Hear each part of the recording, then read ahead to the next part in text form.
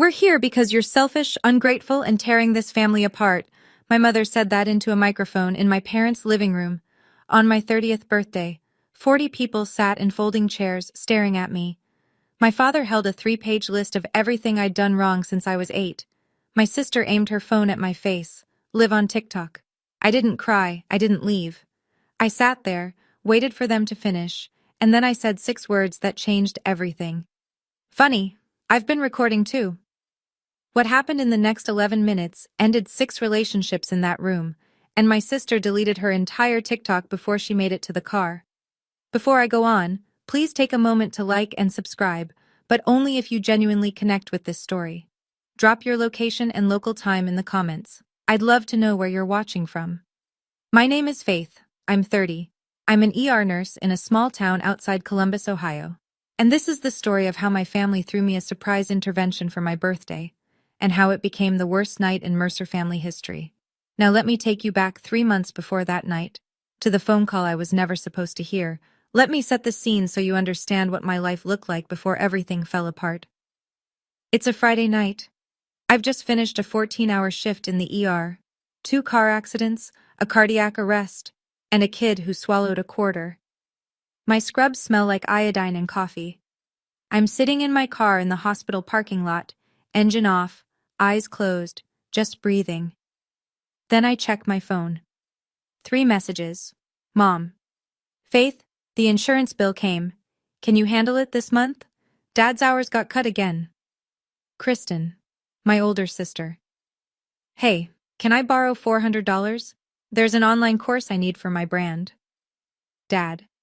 A photo of a roofing invoice. No words, just the photo. I pull up my banking app and do the math I do every month. Mortgage payment for my parents' house, $1,100. Mom's health insurance supplement, $340. Kristen's car payment, $280.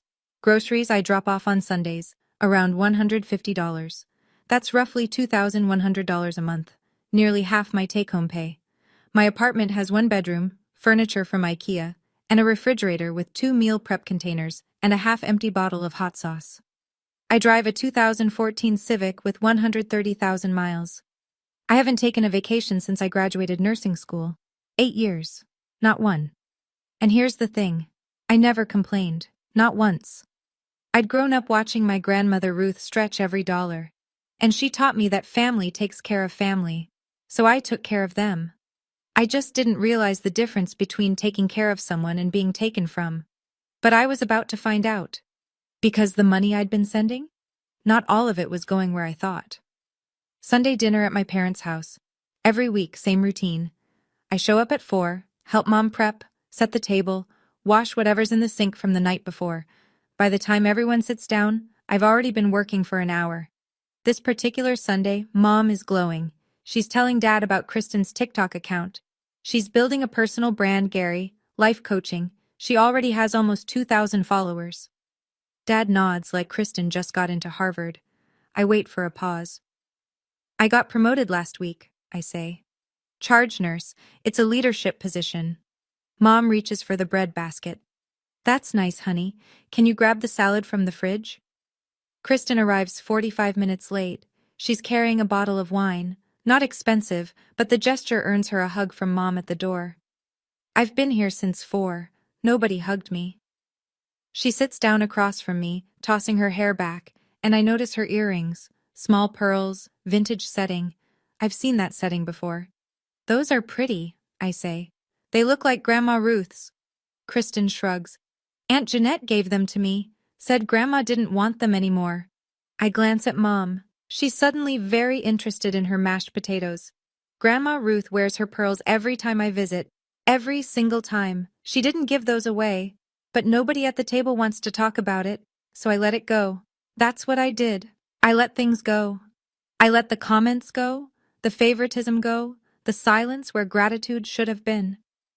I was good at letting things go. Until the night I couldn't. 3 months before my birthday. A Tuesday evening. I stop by my parents' house to pick up a jacket I'd left the Sunday before. The back door is unlocked. It always is. I step inside. The kitchen light is on. I hear voices. Mom and Kristen, around the corner. I almost call out. Almost. Then I hear my name. We do it on her birthday, Mom says. Everyone's already coming. We sit her down and we tell her the truth. She's selfish, she controls us with money, and we're done walking on eggshells around her. My hand freezes on the doorframe. Kristen laughs. I'll film the whole thing. This is exactly the kind of content my page needs. Raw, real family stuff. Kristen hesitates. What if she stops paying? Mom laughs. Short, confident, the way you laugh at a child who threatens to run away from home. She won't. She's been paying for 8 years. She didn't stop when I forgot her college graduation. She didn't stop when your father called her career just bedpans and paperwork. She's not going to stop because of one evening. But what if she does? Then 40 people just watched us beg her for help. She walks away after that. She proves everything we said. She's trapped either way. Good, Kristen says. And if she makes a scene, even better. Shows everyone she can't handle the truth. I stand there for maybe 10 seconds. It feels like 10 minutes. My pulse is in my ears. My legs feel hollow. I back out through the door without making a sound. Get in my car, sit in the driveway with my hands on the steering wheel, staring at the garage door. I stay there for 20 minutes. Then I call Naomi. She's been my best friend since college. She's also a civil rights attorney. I tell her everything, word for word. She listens, doesn't interrupt. When I'm done, she asks one question. Do you still have that voice recorder app from the malpractice scare last year? I do. I'd installed it when a patient's family threatened to sue the hospital. Naomi had recommended it. Keep it, she says, and start using it. I didn't plan revenge that night. I planned survival. I just didn't know yet how much I'd need it. Over the next few days, I do what I do best. I make a list. Not of emotions, of consequences. If the intervention happens, and I just sit there and take it, 40 people walk out of that room believing I'm the selfish daughter who tears her family apart. 40 people in a town where everyone knows everyone. 3 of those people work at my hospital. Mom invited them. I find that out through Naomi, who screenshots a Facebook message from a mutual friend. Mom wrote to Marcus, my direct supervisor, Carla from the ER, and Dr. Pham. She told them it was a surprise birthday gathering and that she'd love for Faith's work friends to show support. Show support. That's what she called it. If Marcus watches my mother publicly dissect my character, every interaction I have with him after that is filtered through, her own family thinks she's a problem. In a small hospital, reputation is currency, and my mother is about to bankrupt mine. If I fight back at the intervention, if I argue, if I raise my voice, I become the proof. See, this is exactly what we're talking about. If I don't show up at all, Mom tells everyone, she didn't even come. That's how selfish she is. 3 doors, all of them traps. I explain this to Naomi over coffee, my hands wrapped around a mug I'm not drinking. She stirs her latte and says, they set the stage. You didn't choose the audience, but you can choose what gets performed. What does that mean? It means you need a 4th door. I stare at her. She stares back. And that's when the plan stopped being about survival and started being about truth. Here's something most people don't know about Ohio. It's a one-party consent state. That means if I'm part of a conversation, or even just present in the room, I can legally record it. Naomi confirmed it twice, so I start recording. Not with a hidden camera, not with anything dramatic, just an app on my phone. I open it before I walk through my parents' door every Sunday, and I close it when I leave. Simple as that. The first week, nothing. Mom talks about a church bake sale, Dad watches football, Kristen doesn't show up. The second week, I'm standing at the kitchen sink after dinner, rinsing plates, when I hear Dad's voice from the garage. The door is cracked. He's on the phone. His voice is different, softer, lighter, like a teenager talking to his first girlfriend. Yeah, Linda. Tuesday works. Diane's got Bible study. I'll tell her I'm picking up parts at the store. A woman's voice on the other end, a laugh, warm, familiar with him. She doesn't suspect anything, Dad says. 22 years and she still thinks I go bowling on Tuesdays. I grip the edge of the sink so hard my knuckles go white. A plate slips, Clinks against the basin. I catch it. Dad doesn't hear. He's still laughing. I finish the dishes. I dry my hands. I walk out to my car, sit down, and look at my phone. The app is running. The waveform is still moving. I wasn't looking for this. I was looking for protection. But a recorder doesn't filter. It catches everything. And apparently, everything in the Mercer house was worth catching. Week 4. I arrive early, 20 minutes before dinner. The front door is locked, so I go around back. Mom's bedroom window is open a crack. Her voice drifts out. She's on the phone, speaker on. I can hear both sides. Gary doesn't know about the $14,000, Mom says. I moved it to my personal account right after Mom's estate sale. He thinks the furniture sold for less than it did. And then Aunt Jeanette's voice, tinny through the speaker. Smart. And the pearls. I already sold the bracelet. Got $800 for it. If Ruth asks, we just say it's at the jeweler being cleaned. Fine, Mom says. Just don't let Faith find out. She's the only one who still visits Ruth every week. If Ruth mentions the bracelet, Faith will start asking questions. Faith won't find out. She's too busy paying your mortgage. They both laugh. I stand in the backyard, next to the recycling bin, listening to my mother and my aunt laugh about stealing from my 82-year-old grandmother. My phone is in my jacket pocket. The red bar on the screen pulses quietly. $14,000. That's 7 months of the mortgage I'd been paying. The mortgage I thought was keeping a roof over my parents' heads while they struggled. They weren't struggling. Mom had $14,000 tucked away in an account Dad didn't know about, funded by my grandmother's estate, while I ate meal prep out of plastic containers and drove a car with a cracked windshield. I had 2 secrets in my phone now. And there were still 6 weeks until my birthday. 6 weeks of Sunday dinners, 6 weeks of smiling through the door. I could do that. I'd been doing it for years. The next Sunday, Derek doesn't come to dinner. He's picking up an extra shift, electrical work at a new development on the edge of town. He works hard, always has. Kristen used to brag about that when they first got married. Tonight she's not bragging. 2 glasses of wine in, Kristen leans toward Mom across the table. I'm at the other end, cutting my chicken, invisible. Derek is useless, Kristen says. She keeps her voice low, but the dining room is small. Can't fix the sink, can't get a promotion. I married a man who peaks at 35. Mom doesn't flinch. You could have done better. I wish I never said yes at that altar. Kristen drains her glass. I keep thinking, if I hadn't gotten pregnant that first year, I would have walked. Mom pats her hand. You still have time. Dad's in the living room. Doesn't hear. Doesn't care. I say nothing. I eat my chicken. My phone sits in my lap, recording every word. 40 minutes later, we're clearing plates. Kristen steps into the hallway, phone to her ear. I hear her voice shift, honey sweet, warm. Miss you, babe. Save me some leftovers, okay? You're the best thing in my life. She hangs up, walks back to the kitchen, pours a third glass. I look at this woman, my sister, who just called her husband useless, who wished she'd never married him, who 10 minutes later told him he was the best thing in her life. And I think about Derek, at a job site right now, running wire through drywall because he wants to provide for the woman who despises him behind his back. Every person in this family wears a mask. I was the only one who didn't. Not anymore. 2 weeks before my birthday, Naomi sends me a screenshot. It's a Facebook message from my mother to a woman named Peggy. Peggy, who happens to be friends with Carla from my ER. Mom has asked Peggy to pass along the invite to my work friends.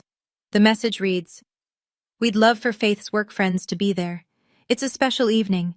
We want the people who matter most to her to show their support." I stare at that phrase, show their support. Then Naomi sends a second screenshot. Mom messaged Marcus directly.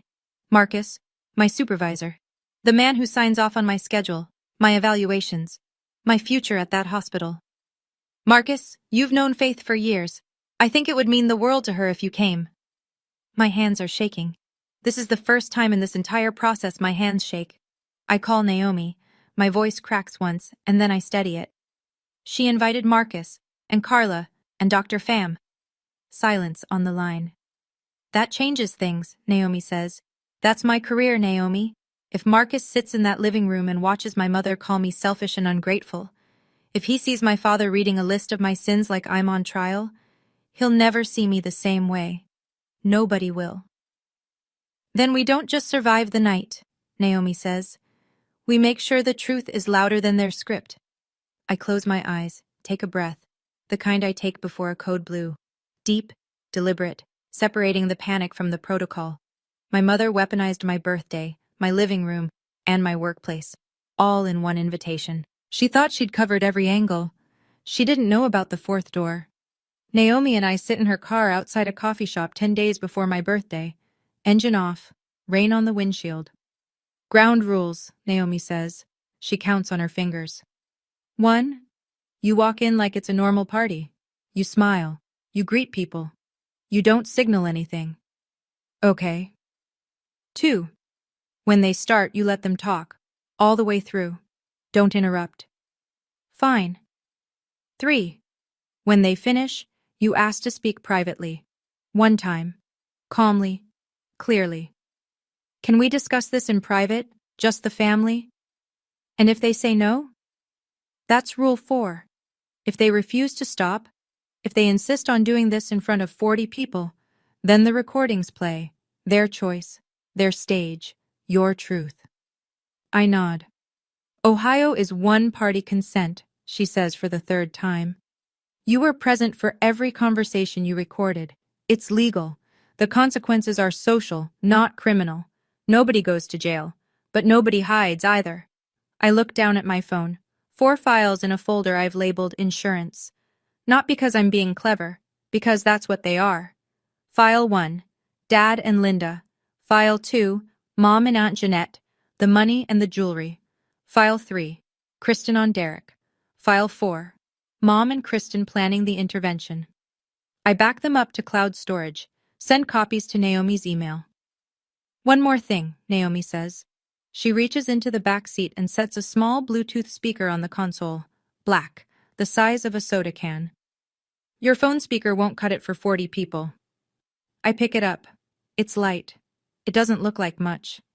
You don't have to yell, she says. You just have to press play. I hope I won't need it. But I've stopped hoping for much when it comes to my family. Saturday morning, one day before my birthday. I drive 40 minutes to Maple Ridge, the assisted living facility where Grandma Ruth lives. Her room smells like lavender lotion and old books. She's sitting by the window in her wheelchair, working a crossword puzzle with a pen. Not pencil. Pen. That's Grandma Ruth. There's my Saturday girl, she says when I walk in. I pull up a chair. We do what we always do. She tells me stories about Grandpa Earl. I bring her butterscotch candies. We watch 15 minutes of Wheel of Fortune together even though it's a rerun. So, she says during a commercial, big birthday tomorrow. Your mother planning something? She is. Good. She adjusts her reading glasses. I hope she's being kind about it. I don't answer. Grandma reaches over and takes my hand. Her skin is thin as paper, but her grip is firm. Your grandfather always said the Mercer women are loud, but the strong ones are quiet. I squeeze back. Then she asks about the jewelry, casually, the way she asks about everything, like she already knows the answer but wants to see if you'll tell the truth. Jeanette was supposed to bring my bracelet last month, Pearl 1, with the clasp. Haven't seen it. I swallow hard. I know that bracelet was sold for $800. I know because I heard my aunt say it out loud while my mother laughed. I'm sure it'll turn up, Grandma. She studies my face, doesn't push. When I leave, she sends me a text message.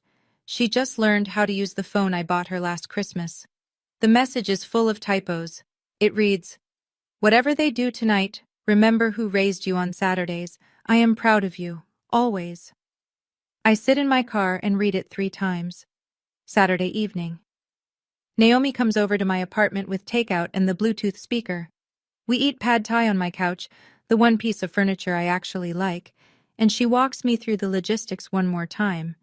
Speaker connects to your phone in 3 seconds, she says, holding it up. I tested it at my office.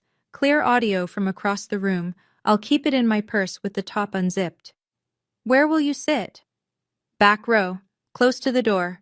If things go sideways, I'm right there. I pick up the speaker. It's so small, a little cylinder of black plastic. Tomorrow night, it might be the loudest thing in the room. If I don't use it, I say, we go home, we eat cake, and I spend my 30s in therapy. Naomi doesn't laugh. And if you do use it? Then at least the right people are embarrassed for once. She pauses, chopsticks midair. Faith, I need you to hear this. Once you press play, you can't unring that bell. Your dad's affair, your mom's money, Kristen and Derek, all of it, out in the open, in front of everyone. There's no version of tomorrow night where things go back to normal. Naomi. Normal is me paying their mortgage while they plan a public humiliation. Normal is my sister calling her husband useless and then filming my intervention for content. Normal was never good. She nods, slowly. We sit in silence for a minute. The apartment is quiet. My phone is on the table. 4 audio files lined up in a row, each one a door that only opens from one side. Try to sleep, she says on her way out. I don't, not because I'm scared, because I'm done rehearsing what I'll say when they finally stop talking. 2 a.m., I'm sitting on my bed with the lights off, earbuds in, listening to the recordings one last time. File 1. Dad's voice, loose and careless. Tuesday works, Linda. Diane's got Bible study. His laugh. A laugh I never hear at the dinner table. File 2.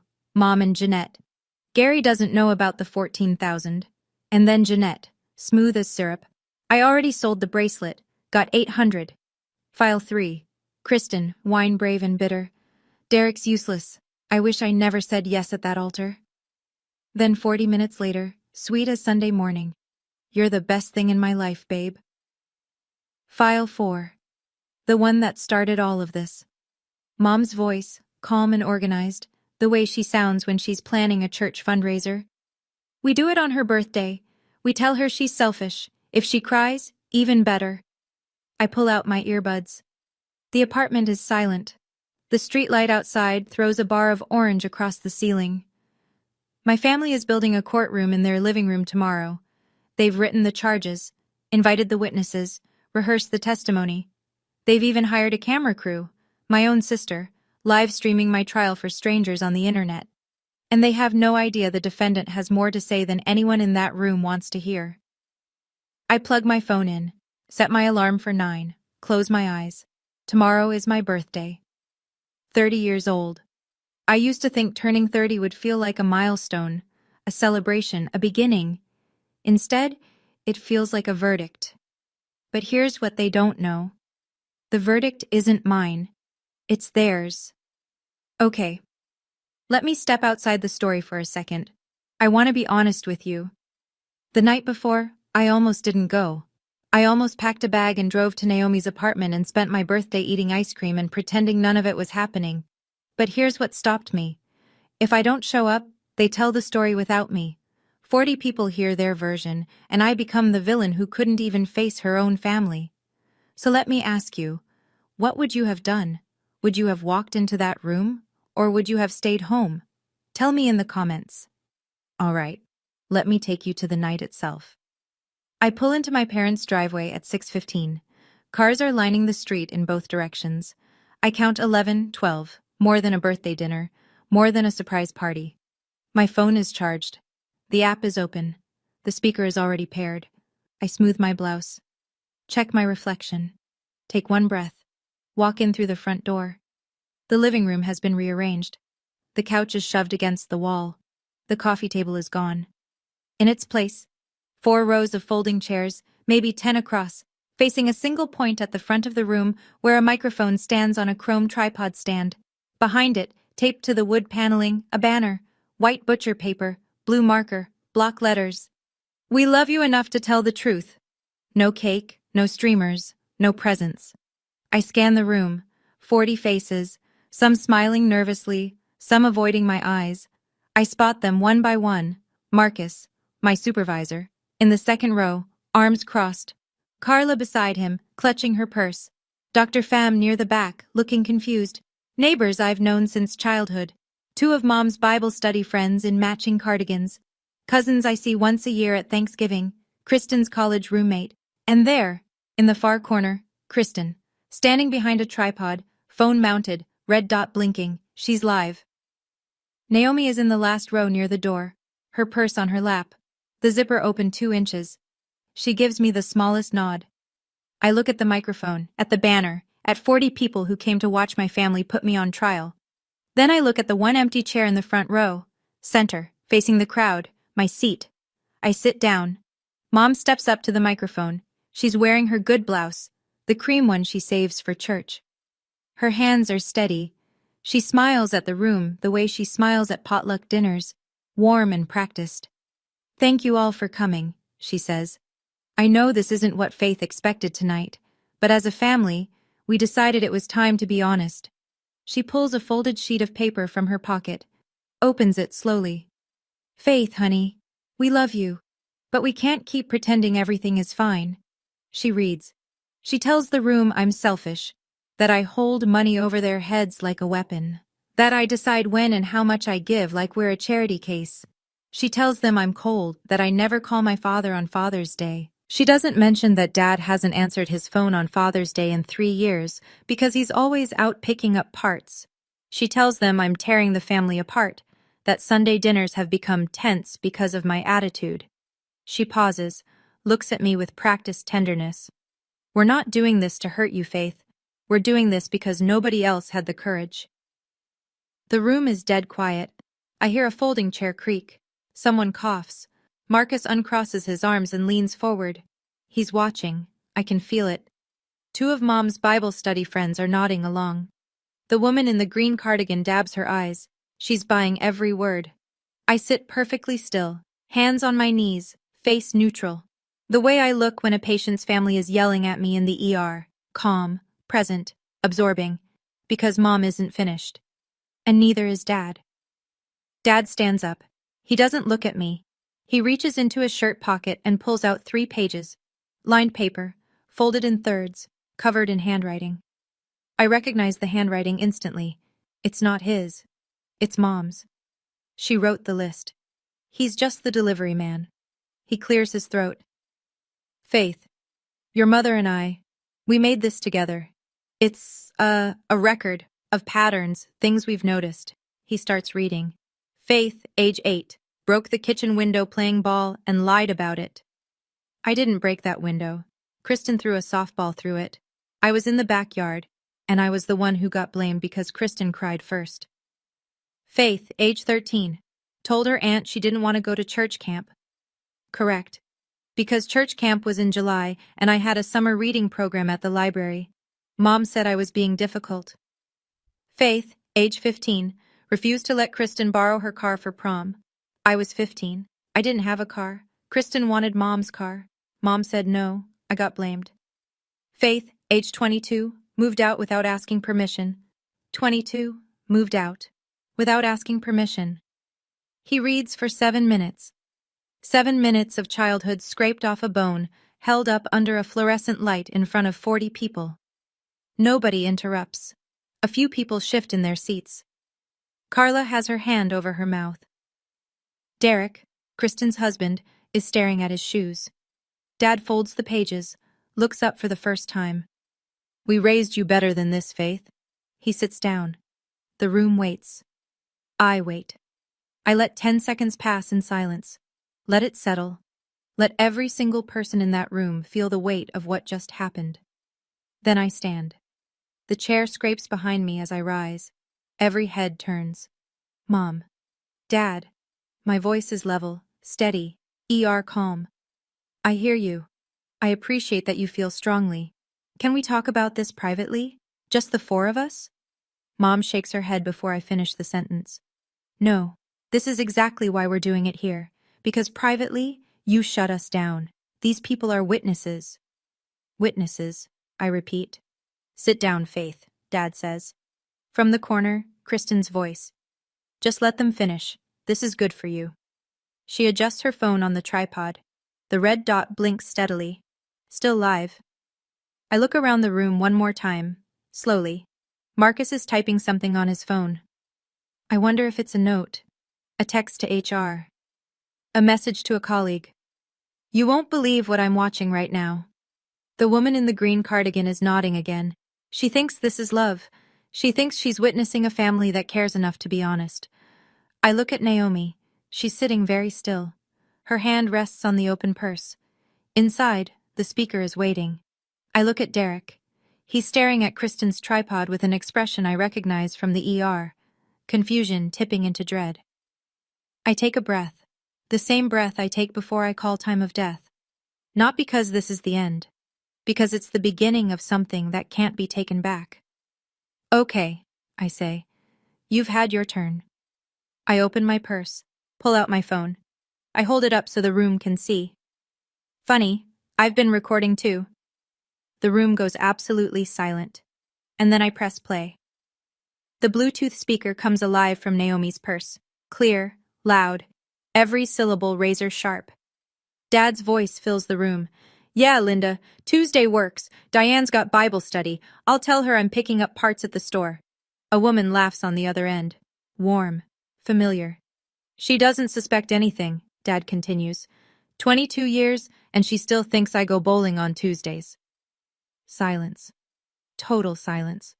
The kind of silence that has texture, thick and suffocating. Mom turns to Dad. Her face drains. Not slowly. All at once, like someone pulled a plug behind her eyes. Dad lunges forward in his chair. Turn that off! Turn that off! I don't move. The recording keeps playing. Dad's voice, easy and light. I'll bring dinner, that Italian place you like. She'll never know. The woman in the green cardigan stands up. She looks at Mom, then at Dad, then at the door. She picks up her coat and walks out without a word. Her friend follows. Mom's hand grips the back of a folding chair so hard her knuckles turn yellow-white. She's staring at Dad, not at me. At him. Gary, she whispers. Diane, it's not. You have to understand. 22 years? Her voice cracks. Bowling? The room is vibrating. People are looking at each other, looking away, looking at the floor. Marcus has put his phone face down on his thigh. I touch my screen. The recording stops. I look at the room. My voice is even.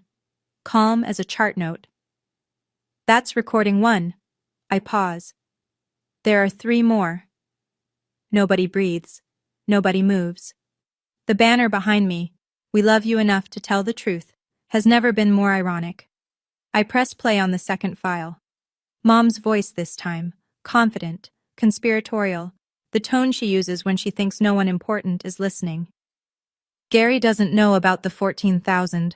I moved it to my personal account right after Mom's estate sale. He thinks the furniture sold for less. And then Aunt Jeanette, tinny through the speakerphone in the recording. Smart. And the pearls. I already sold the bracelet, got $800 for it. If Ruth asks, we just say it's at the jeweler being cleaned. Dad turns to Mom. His face is a wreck, half guilt from the first recording, half fury from the second. $14,000, he says. From Ruth's estate? You told me the auction brought in $4,000 total.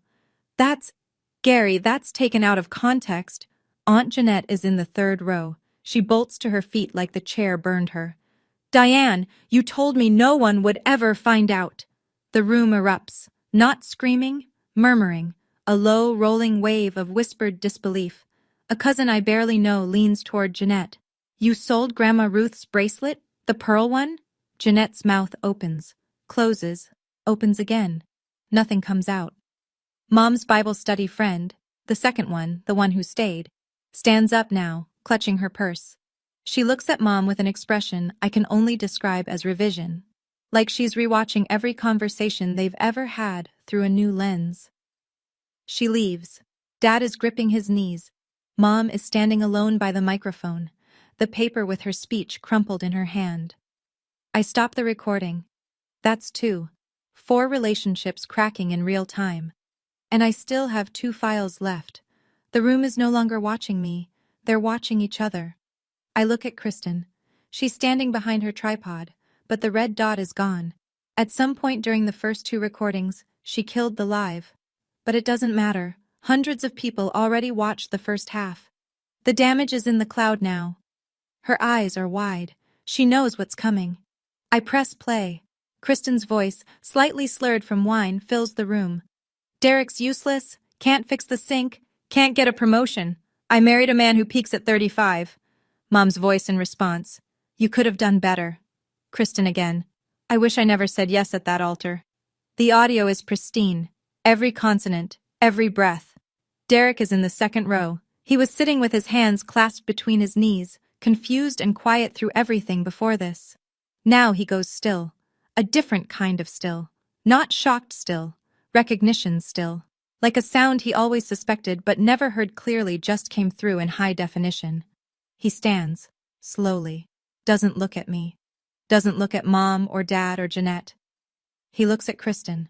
She sees him. Her face collapses. Derek, wait. That's not what I didn't mean it like. He says nothing. Not a single word. He holds her gaze for 3 seconds. I count them. And then he walks down the center aisle between the folding chairs and out the front door. He doesn't slam it. He just closes it. A soft click that somehow sounds louder than anything else tonight. Kristen lunges at the tripod, grabs her phone. I watch her tap frantically, deleting the app, deleting the stream, deleting the evidence of a night she created. She's crying now. Nobody moves to comfort her. The last file. I almost don't play it. The room is already shattered. But this one isn't about secrets. This one is about me. About tonight. About the fact that none of this was ever an intervention. It was a performance, scripted by my mother, starring my father, produced by my sister, with 40 unwitting extras in folding chairs. I press play. Mom's voice, 3 months ago, in the kitchen I grew up in. We do it on her birthday. We sit her down, tell her she's selfish. If she cries, even better, shows everyone she can't handle the truth. Kristen. I'll film the whole thing. My page needs content like this. Raw, real family moments. Mom. And if she threatens to stop paying the mortgage, we tell everyone she's abandoning her family. She won't risk that. The recording ends. I let the silence hold. 40 people now know the truth. Not my mother's version of it. Not the banner version. Not the 3-page list version. The actual truth. Marcus picks up his phone from his thigh.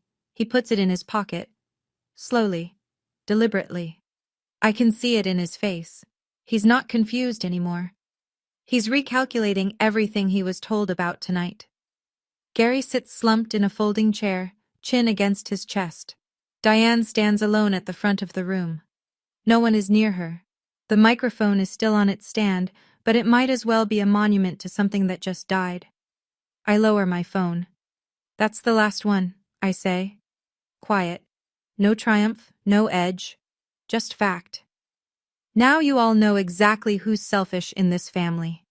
I pause. It isn't me. I need to pause here for a second. When I played those recordings, my hands were steady, my stomach wasn't. Because I knew, the moment I pressed play, there was no going back. Nobody in that room would ever look at each other the same way again. Including me.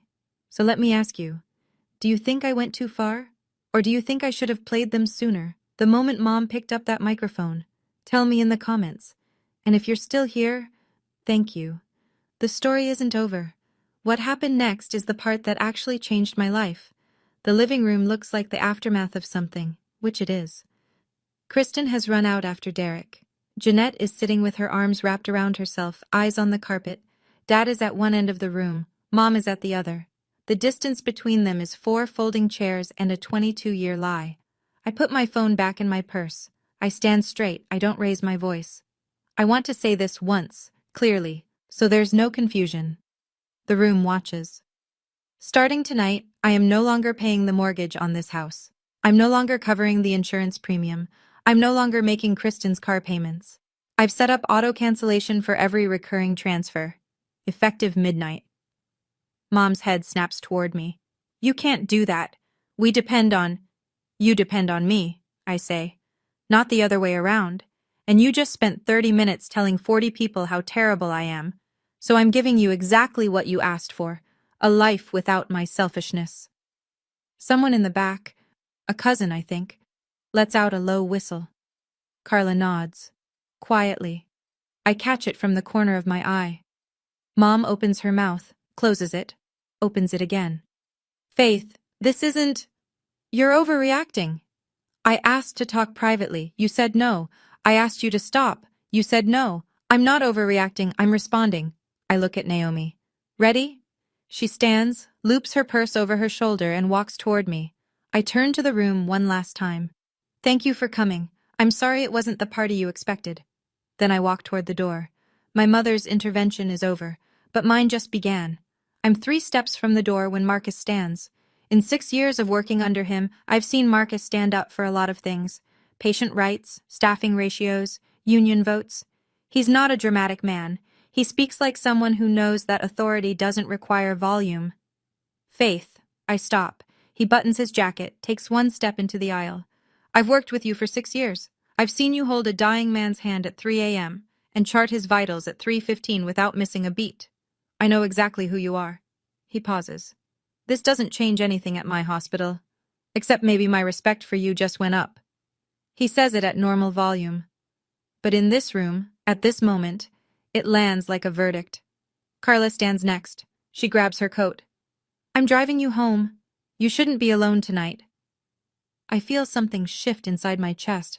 Not relief exactly, but the closest thing to it.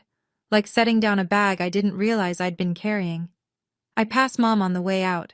She grabs my sleeve. Her fingers are trembling. Faith, please. I stop. Look at her hand on my arm, then at her face. Mom, you had a microphone. I had a phone. I gently pull my sleeve free. The difference is, mine told the truth. I walk out the front door. I don't slam it. I close it the same way Derek did. Gently, with a click. On the porch I check my phone. A text from Grandma Ruth sent 2 hours ago. She goes to bed early. Happy birthday, my girl. You are the best of us. I press the phone against my chest and stand there in the cool Ohio air until Carla pulls the car around. Carla drives. Naomi sits in the back. Nobody talks for the first 2 minutes. The only sound is the tires on wet asphalt and the low hum of the heater. Then Naomi says, "You okay?" I think about it, not the polite version, the real one. I don't know yet, I say. She nods. That's enough. We're on Route 33, halfway to my apartment, when I open my phone and read Grandma Ruth's text out loud. The whole thing, typos and all. Whatever they do tonight, remember who raised you on Saturdays. I am proud of you. Always. Carla's hands tighten on the wheel. Naomi makes a sound from the back seat, not crying, but close. Your grandma, Carla says, sounds like the kind of woman I'd want at my intervention. I laugh. It's the first time I've laughed all night, and it comes out cracked and wet. Naomi leans forward between the seats. She raised you right, Faith. The rest of them are just noise. We pull into my apartment complex. Same parking lot, same cracked asphalt, but something about it looks different tonight. Cleaner, maybe. Or just mine. I unlock my door, step inside, drop my purse on the counter. 36 unread messages on my phone. I don't open them. Not tonight. I open my banking app instead. 3 recurring transfers. Mortgage, $1,100. Insurance, $340. Car payment, $280. I cancel all 3, one by one. Confirm, confirm, confirm. Done. Then I sit on the edge of my bed in the dark and listen to nothing. No phone calls to return, no bills to pay for someone else, no Sunday dinner to prep for. For the first time in 8 years, my paycheck is just mine. It's quiet, it's small, it's everything. Monday, the day after, Dad moves out. Not dramatically, no suitcases on the lawn. He just packs a duffel bag and drives to his friend Bill's house. Doesn't tell Mom.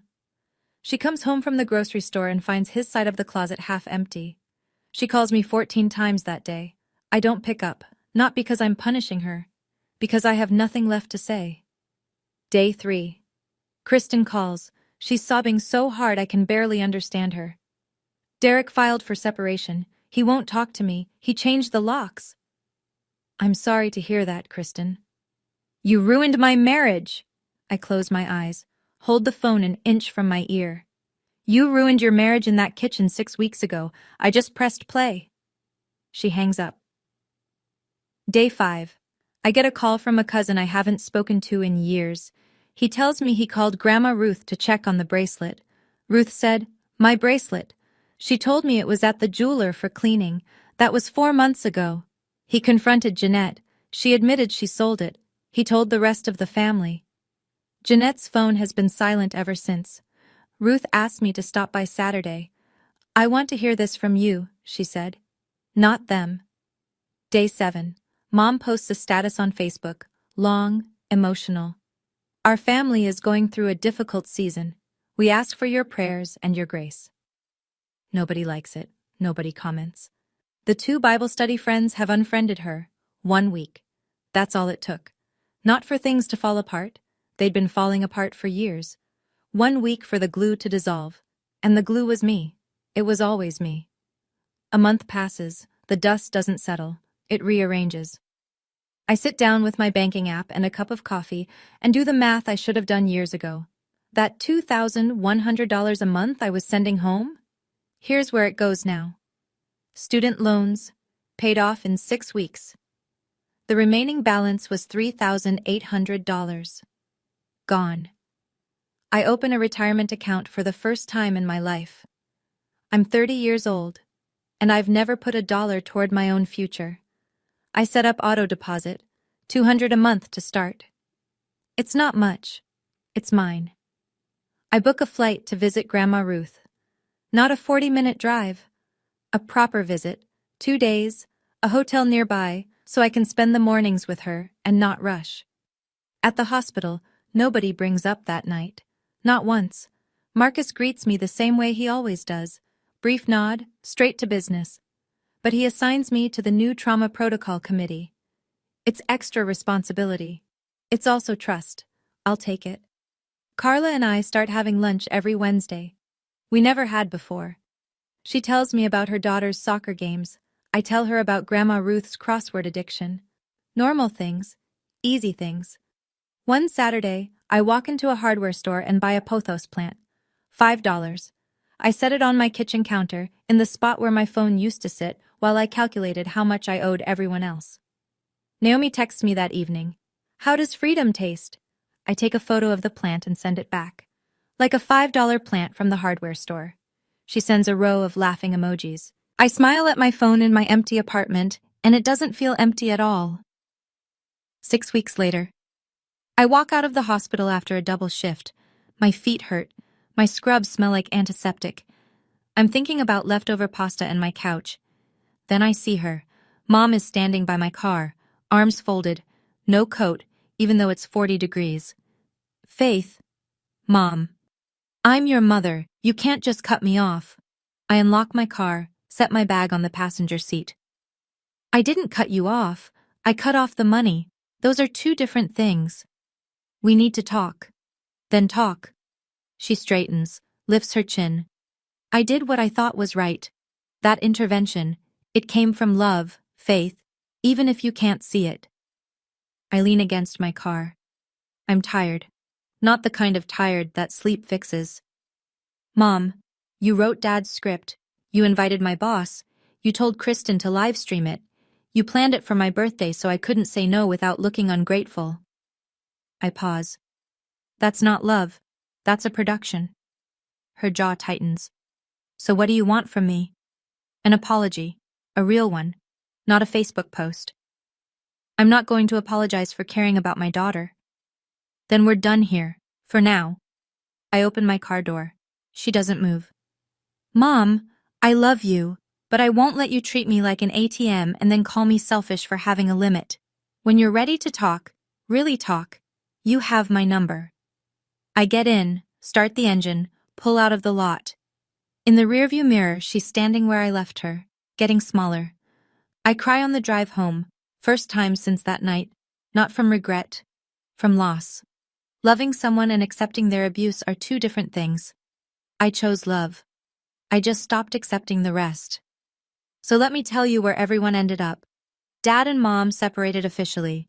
Dad's living in a 1-bedroom apartment near the hardware store on 5th. He called Linda after the party, the woman from the recordings. She didn't pick up. Turns out Linda has a husband, 2 kids, and a mortgage of her own. Dad was her Tuesday distraction. Nothing more. He lost his wife and his fantasy in the same night. Kristen and Derek finalized the divorce 3 months later. Derek kept the house. His name was on the mortgage, his payments, his credit. Kristen moved back in with Mom. 2 women in a 3-bedroom house with nothing to say to each other. She deleted her TikTok permanently. All the raw, real family content, gone. Jeanette tried to avoid the bracelet situation. She couldn't. Grandma Ruth called her directly. I was there for that conversation, sitting in Ruth's room at Maple Ridge, and told her, I want the money or the bracelet, pick one. Jeanette doesn't have either. She spent the $800. The family barely speaks to her now. Mom still calls me. Not every day, not every week. Sometimes she texts, thinking of you. Sometimes I respond. Sometimes I don't. There's no schedule, no obligation, no autopay. And me? I'm 31 now. I still work at the hospital. I still drive the Civic, though I fix the windshield. I still visit Grandma Ruth every Saturday. I still eat meal prep. But the containers are better now. Glass, not plastic. Small upgrade. Mine. I didn't destroy my family. The truth did. I just gave it a microphone. And maybe that sounds cold.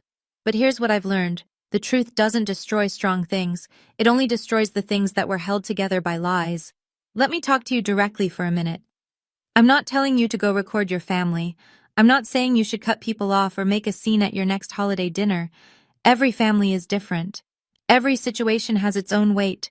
But if you're listening to this and something feels familiar, if you're the one paying bills for people who call you ungrateful or showing up early to set the table while someone else shows up late with a bottle of wine and gets the hug, I want you to hear this. You are not selfish for having a limit. You are not ungrateful for expecting respect. And you are not tearing your family apart by refusing to hold it together at your own expense. Boundaries aren't walls. They're doors. You decide who walks through and when and under what terms. That's not cruelty. That's clarity. My grandmother sent me a text the night of my birthday. I've read it probably 200 times since then. Whatever they do tonight, remember who raised you on Saturdays. She raised me on Saturdays because my parents were too busy, too distracted, too focused on everything that wasn't me. She taught me how to do a crossword in pen. She taught me that strength doesn't have to be loud. She taught me that loving someone doesn't mean you let them bleed you dry and then blame you for the stain. I used to think standing up for yourself meant shouting, slamming doors, making a scene. It doesn't. Sometimes it means sitting quietly in a folding chair while 40 people stare at you and waiting, patiently, calmly, for your turn to speak. And when your turn comes, you don't yell, you just press play. Last week was my 31st birthday. Naomi came over. Carla brought her daughter. 2 friends from the hospital. 1 neighbor who always says hi in the hallway and finally got a proper invitation. 6 people. My apartment. A cake from the bakery on Maple Street. Lemon with cream cheese frosting, because that's what Grandma Ruth always ordered for my birthdays when I was little. The candles were crooked. Nobody fixed them. Nobody read a list of my faults. Nobody set up a microphone. Nobody pointed a camera at my face. Grandma Ruth called on FaceTime. She sang Happy Birthday, off-key and off-rhythm, and everyone in the room sang along, and it was the most beautiful mess I've ever heard. I blew out the candles. Naomi cheered. Carla's daughter asked if she could have the corner piece with extra frosting. I said yes. 1 year ago, 40 people sat in my parents' living room to tell me who I was. This year, 5 people sat in my apartment, and nobody needed to say a thing, because they already knew. I washed the dishes after everyone left, stood at the sink, warm water, quiet apartment, plant on the counter. The same counter where I used to calculate transfers. My name is Faith Mercer. I'm 31 years old. I'm an ER nurse in a small town in Ohio. I pay my own rent, my own bills, my own way. And for the first time in a very long time, I like the woman blowing out those candles. The best birthday gift I ever gave myself was the truth. The second best was silence. And the third, the one I'm still unwrapping, is the sound of my own life, finally, with nobody else's noise in it. If you made it all the way here, thank you, genuinely. This story wasn't easy to tell, and I know it wasn't easy to hear, But if you've ever had to set a boundary with someone you love, if you've ever had to choose between keeping the peace and keeping yourself, you're not alone. I'd love to hear from you. What's the hardest boundary you've ever had to set? Tell me in the comments. And if you want to hear another story that might hit even harder, there's one linked in the description. Click it, like, subscribe, and I'll see you in the next one.